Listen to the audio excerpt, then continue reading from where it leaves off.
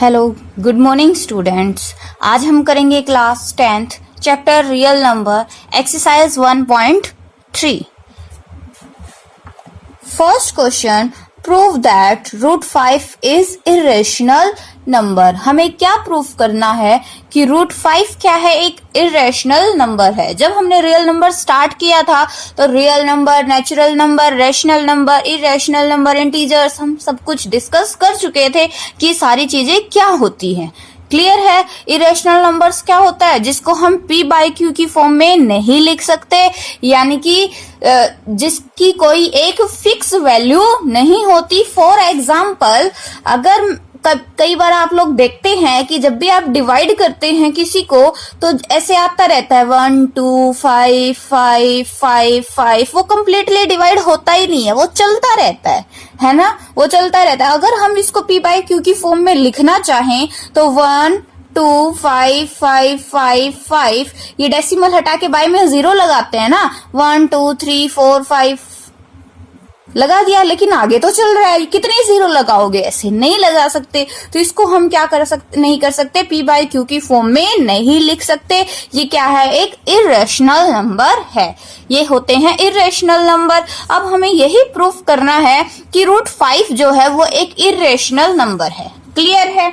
तो हम क्या ले लेंगे, सबसे पहले हम मान लेंगे कि √5 जो है वो क्या है, एक रैशनल नंबर है। वो क्या है, एक रैशनल नंबर है। √5 इज अ रैशनल नंबर। ये हमने क्या कर लिया, लेट कर लिया। क्लियर है भाई बच्चों?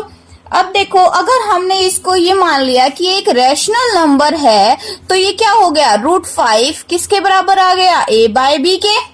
रैशनल नंबर वही होता है ना जिसको हम p/q की फॉर्म में लिख सकते हैं। यहाँ आप p/q भी लिख सकते हो, a/b भी लिख सकते हो, कोई भी वेरिएबल आप ले सकते हो।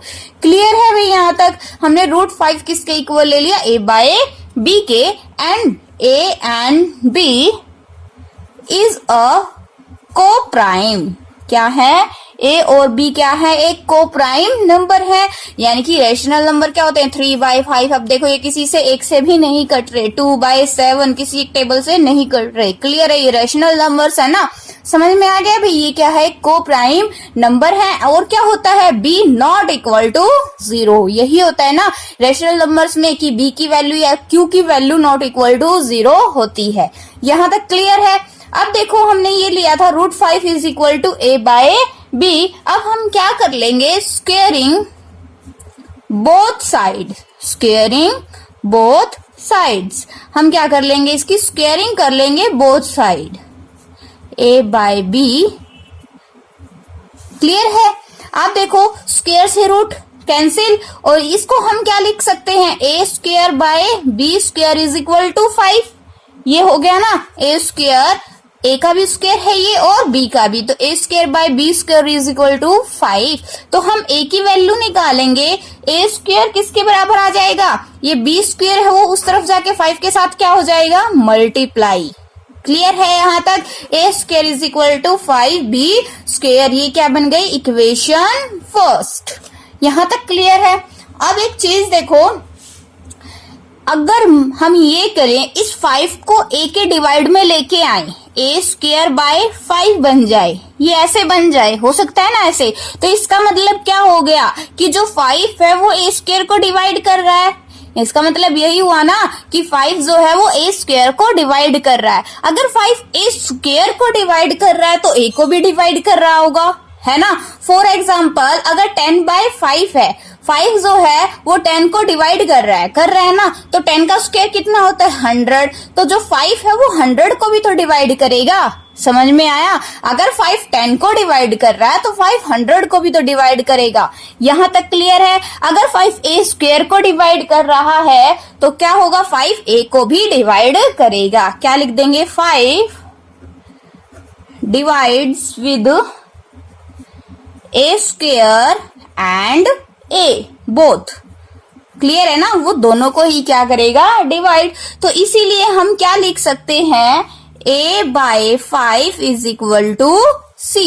क्या लिख सकते हैं, a by 5 is equal to C हमने क्या कर लिया, एक कोई अलग से कोई नंबर ले लिया, यहां लिख दो c एनी नंबर, c कोई और नंबर है। क्लियर है, a बाय 5 लिख दिया हमने। अगर 5 जो है a स्क्वायर को डिवाइड करेगा तो a को भी करेगा, तो a बाय 5 को जब हम सोल्व करेंगे तो कोई अलग नंबर आएगा जिसको हमने क्या मान लिया, c। यहां तक क्लियर है।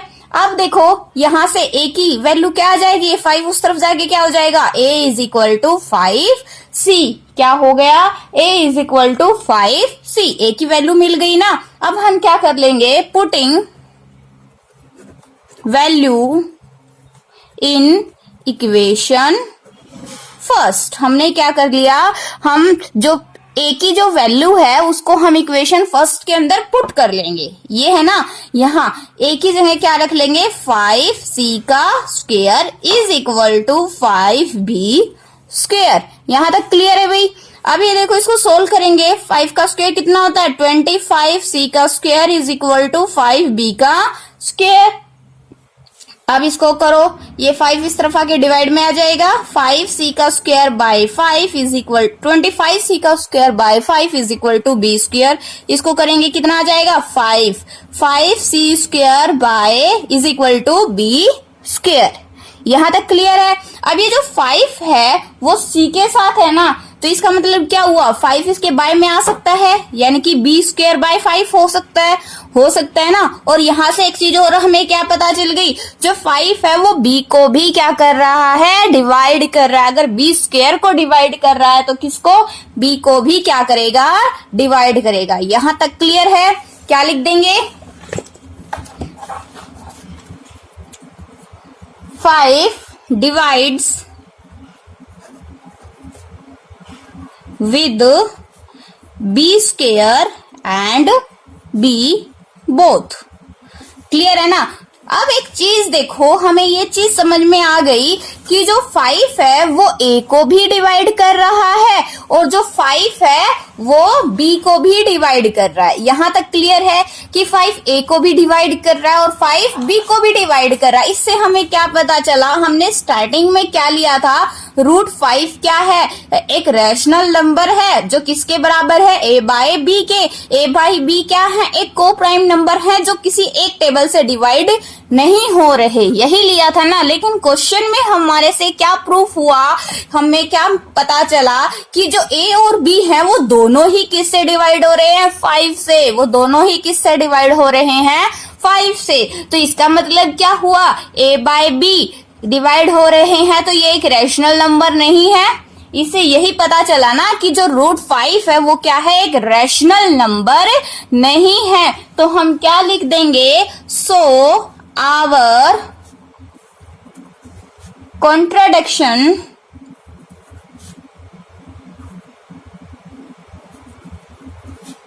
Is wrong. क्या लिख देंगे हम, हमारी जो कॉन्ट्राडिक्शन थी, जो हमने लेट किया था, वो क्या है, एक वो रॉन्ग है। अगर ये √5 जो है वो एक रैशनल नंबर तो नहीं है, ये चीज प्रूफ हो गई। तो इसीलिए क्या है, hence √5 is a irrational number. क्या है, √5 एक इरेशनल नंबर है। यही चीज प्रूफ करनी थी ना, हो गई ना। समझ में आया भी बच्चों, बहुत ही इजी क्वेश्चन है। और आप ये मान के चलना कि रियल नंबर यानी कि फर्स्ट चैप्टर में एक ये क्वेश्चन तो एग्जाम में 100% आता है। समझ में आया। यहाँ √5 की जगह आपको √3 दे देंगे, √2 दे देंगे, बट सेम ऐसा क्वेश्चन तो एक 100% आता है 3 नंबर में। तो आप इस क्वेश्चन को ध्यान से समझना। समझ में आया भाई।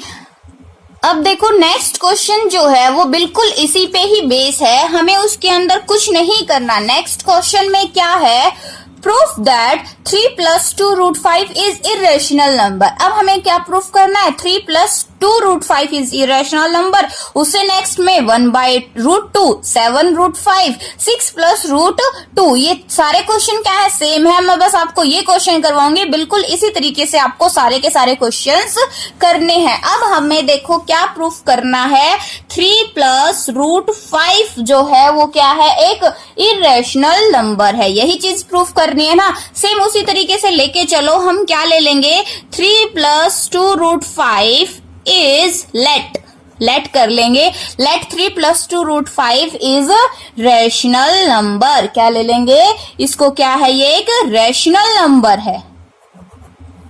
यहां तक क्लियर है भाई। अब देखो 3 + 2√5 किसके बराबर आ गया, a/b के। सेम वही प्रोसीजर है, a and b is a को प्राइम नंबर। ए और जो बी है वो क्या है, को प्राइम नंबर है। B not equal to 0, B जो है वो क्या है, नॉट इक्वल टू 0 है। क्लियर है। अब देखो ये 3 + 2√5 इज इक्वल टू a/b, यहां तक आ गया। अब क्या करेंगे, ये जो 3 इसके साथ प्लस में है उस तरफ जाके क्या हो जाएगा, minus. 2√5 is equal to a/b minus 3, यहां तक क्लियर है। अब √5 के साथ जो 2 है वो मल्टीप्लाई में है ना, उस तरफ जाके क्या हो जाएगा, इसके साथ डिवाइड में क्या हो जाएगा, इसके साथ 1/2 लग जाएगा। समझ में आया भाई।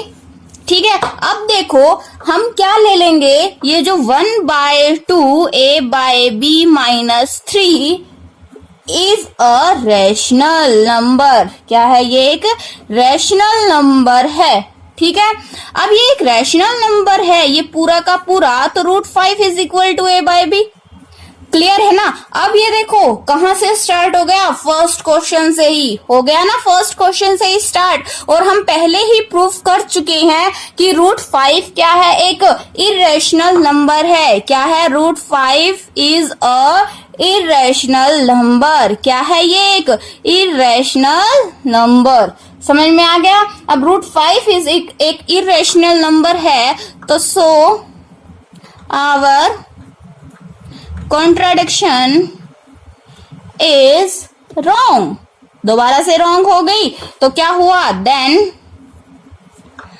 3 + 2√5 इज इरेशनल नंबर। ये क्या हो गया, एक इरेशनल नंबर हो गया। क्लियर है भाई। यही चीज तो हमें क्या करनी थी, प्रूफ करनी थी। बिल्कुल इसी प्रोसीजर के साथ हमें नेक्स्ट सारे के सारे क्वेश्चंस करने हैं। आपका real number first chapter complete हो गया है। जो 1.4 है वो करवाने वाली नहीं है। अगर फिर भी आपको किसी को करनी है तो आप कमेंट बॉक्स में कमेंट कर देना, और आप प्लीज इन क्वेश्चंस की रिवीजन अच्छे से करना। इसमें से एक क्वेश्चन 100% पेपर में आता है। अगर आपको इनमें से कोई प्रॉब्लम है, कोई क्वेश्चन नहीं निकल रहा है, तो आप कमेंट बॉक्स में क्वेश्चन नंबर डाल देना। नेक्स्ट क्लास में हम आपके साथ उस क्वेश्चन को सॉल्व करेंगे। Thank you.